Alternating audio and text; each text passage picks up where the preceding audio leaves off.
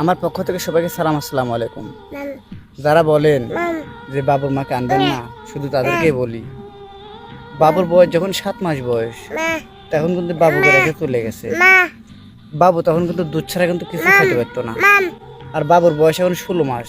বাবু কিন্তু ভাত, সুজি, মিষ্টি, দই এগুলো কিন্তু মোটামুটি খেতে পারে। এখন কিন্তু আর কিন্তু সমস্যা নাই। আমার কথা বাদ দিলাম, এতই ভালোবাসে স্বামী সন্তানের চেয়ে, এতই ভালোবাসে তাকে যে স্বামী সন্তানের কথা ভাবলো না, অন্য ছেলের হাত ধরে চলে গেল। কিভাবে পারলো? এতটুকু মাসুম বাচ্চার কথা কি একবার ভাবলো না যে এই দুধ ছাড়া তো কিছুই খেতে পারে না? টাকা রেখে আমি কি করে যাব? একবার কি ভাবতে পারতো না? হুম? মানুষ এত নিষ্ঠুর কিভাবে হয়? মানুষ 10 মাস 10 দিন গর্ভে রেখে সেই সন্তান ফেলে রেখে যায় কিভাবে অন্য ছেলের হাত ধরে? হুম?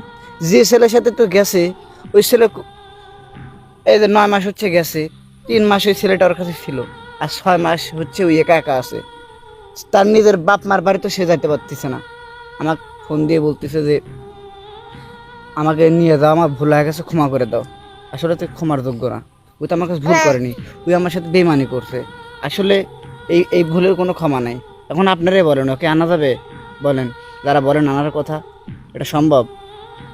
আব্বু, তোমার আম্মু আনা যাবি? বলো, আনা যাবি?